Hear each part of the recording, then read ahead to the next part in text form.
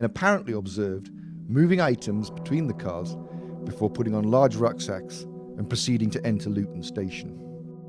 The men reportedly got a train which left Luton Station at 7:40, arriving at King's Cross Thameslink at 8:23, before heading towards the London Underground, splitting up around 7 minutes later. We contacted the King's Cross and Luton officials. They let us have the databases for that morning. The train was clearly cancelled, and we then interviewed commuters on the platform. They told us that it wasn't running that day, and we got details of how each of the trains that did run were delayed. The three then allegedly boarded tube trains on separate lines. Mohammed Sadiq Khan is presumed to board a westbound Circle Line train. Jermaine Lindsay, a southbound Piccadilly Line train, and Shazad Tanweer, an eastbound Circle Line train. At 10 to 9 that morning, the three men each allegedly set off a bomb at almost exactly the same time. From my experience as a counter-terrorist officer, I have knowledge about the kind and amount of explosives that are used in terrorist attacks. The police have said that all the bombs were placed on the floor of the carriages, but they haven't made clear which side of the floor the bombs were placed on. A number of witnesses have described how they saw metal pushing up into the carriage, which would be consistent with bombs being placed underneath the trains. They just left Edgware Road Station when suddenly they felt they had a massive explosion. And some passengers described how the tiles, the covers on the floor of the train suddenly flew up, raised up. Witnesses reported seeing flashes and fireballs. Others suffered extreme burns. These occurrences are not consistent with experiments carried out on TATP. Instead, they are much more consistent with the kind of damage caused by dynamite or military explosive like C4. The Intelligence and Security Committee stated in May 2006, post-incident forensic analysis has shown that the explosions were caused by homemade organic peroxide-based devices. This is the only detail of the explosives that has been released. No information about the detonators or the specific type of explosive used has been made public. I felt a burning sensation on my hands, put my hands up to my face.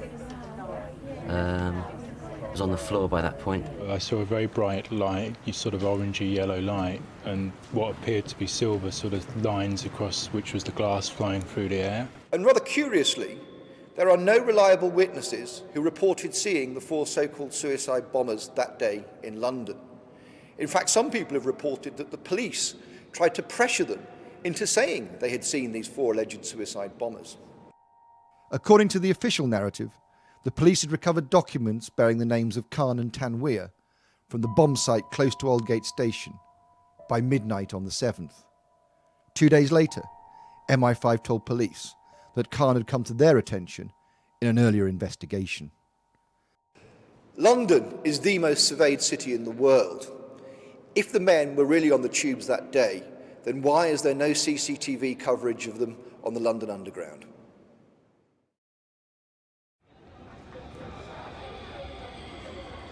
According to the Home Office, Hasib Hussain exited King's Cross Underground onto Euston Road, attempted to contact the other three men on his mobile before re-entering the station to go to Boots and WH Smith's, where he may have bought a battery. At 9:06, Hussain reportedly went into McDonald's on Euston Road, spending about 10 minutes there. 3 minutes after that, he was reportedly spotted on Gray's Inn Road, before being possibly identified on a number 91 bus from King's Cross to Euston. The official report assumes that he then switched to the number 30 bus at Euston. At 9:47, a bomb went off on a number 30 bus, which after being diverted had ended up at Tavistock Square. A red bus, emblematic of the City of London, was where the fourth and final explosion took place, when it exploded outside the British Medical Association in Tavistock Square. In my opinion, the damage is inconsistent with a single peroxide-based device detonating in one place. Unconfirmed reports by Stagecoach employees have suggested that irregular maintenance work took place on the bus in the weeks prior to 7/7. Although almost all London buses have CCTV, the 3 cameras on the bomb bus were not working that day. There has been no official explanation for this. The entire attack should have been caught on traffic cameras, yet no footage has ever been released. It is also important to note that none of the reported survivors have identified Hasib Hussain as the bus bomber. The official report says Hussain was identified on the 10th of July from a driving licence and other documents recovered from Tavistock Square. The link was then made between these and the missing person report. Police then linked Hussain to Khan and Tanweer, presumably through the Leeds connection. On the 12th of July, a day of several apparent breakthroughs in Operation Thesis, the police announced that they had found documents belonging to 3 men suspected of carrying out the attacks. That day, police searched a number of properties linked to the men in Leeds and Aylesbury. 18 Alexandra Grove in Burley, Leeds, quickly became known as the bomb-making factory. It was later widely reported that the police had discovered a large quantity of explosives in the flat. Although the Home Office report indicated that Khan, Tanweer and Hussain had been linked to the suspected bomb factory at Alexandra Grove by unspecified forensic examination, there is no other evidence currently available to suggest that any of the 4 suspects had access to this property. There is no confirmation that Magdi El Nashar, the Egyptian chemistry student, rented the flat to the group, as is suggested in the official narrative. To quote the official report, police, working on the theory that there is a King's Cross link to the 3 train bombs, all being broadly equidistant from there at the time of the explosions, identify a CCTV image of 4 men with rucksacks at King's Cross. They recognise Tanweer first from a DVLA photograph. The police identify CCTV images of the same 4 at Luton Station. That day, the police had also reportedly received information that 4 people were seen putting on rucksacks at Luton Station car park. Later on, police carried out 9 controlled explosions on the Micra. The Brava, which was apparently towed away because it didn't have a parking ticket, is later traced to Lindsay. By the 15th of July, the police had discovered identification for all 4 suspects at the 4 blast sites. 3 days later, the police made it public that they believed Shahzad Tanweer, Mohammed Sadiq Khan, Jermaine Lindsay and Hasib Hussain were responsible for the blasts in 4 suicide attacks. The statement was couched in language which indicated the police had come to their analysis on the basis of limited circumstantial evidence. It was far from a firm conclusion. As the Intelligence and Security Committee stated in May 2006, the devices were almost certainly detonated manually by the bombers themselves in intentional suicide attacks. Police are, though, clear about one thing. The 4 men in no way fitted the established profile of a suicide bomber. Tanweer, 22, who lived in Leeds, was a sports science graduate who helped out with his family's business. Although he drove a Mercedes, he had supposedly hired a Nissan Micra, which was reportedly used as the vehicle to transport himself, Khan and Hussain to Luton. Staff at rental companies have been instructed by police not to disclose information to journalists or investigators. A number of sources have recalled Tanweer playing cricket with friends in Leeds the night before the bombings. According to the Home Office report, he was filmed at Woodall services on the M1, buying snacks and arguing with a member of staff over his change at 4:54 a.m, hours before the blasts. Hussain, 18, still lived with his parents and his brother in Leeds. He had completed his NVQs at college and had just been accepted to study a business degree. He was engaged to be married. Lindsay, 19, born in Jamaica, had lived in Britain since childhood.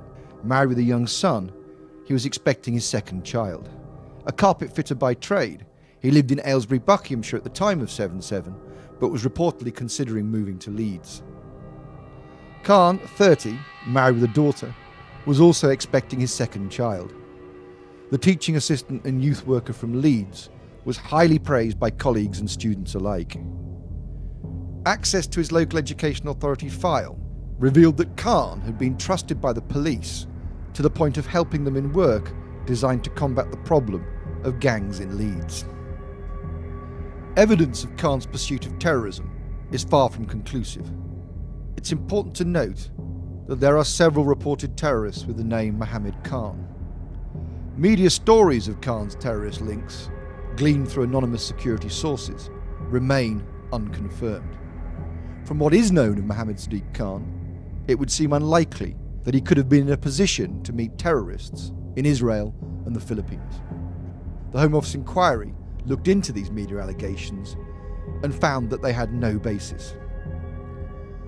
Soon after the attacks, allegations surfaced of terrorist training and anti-Western indoctrination at gyms in Leeds, which Khan helped to run. The official narrative found these reports incomplete, conflicting, and based on hearsay. The Home Office admits it is difficult to be sure what the facts are.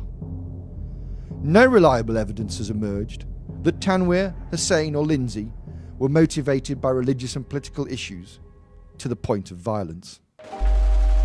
The men were almost certainly against the war in Iraq, a view shared by the majority of the British public. Millions of people have protested against the Iraq war in London. Why would any Islamic terrorist indiscriminately target people who have actively shown their contempt at the British government's decision to send troops to fight an illegal war? After the 7/7 bombings, the public was immediately told that the explosions bore the hallmarks of Al-Qaeda.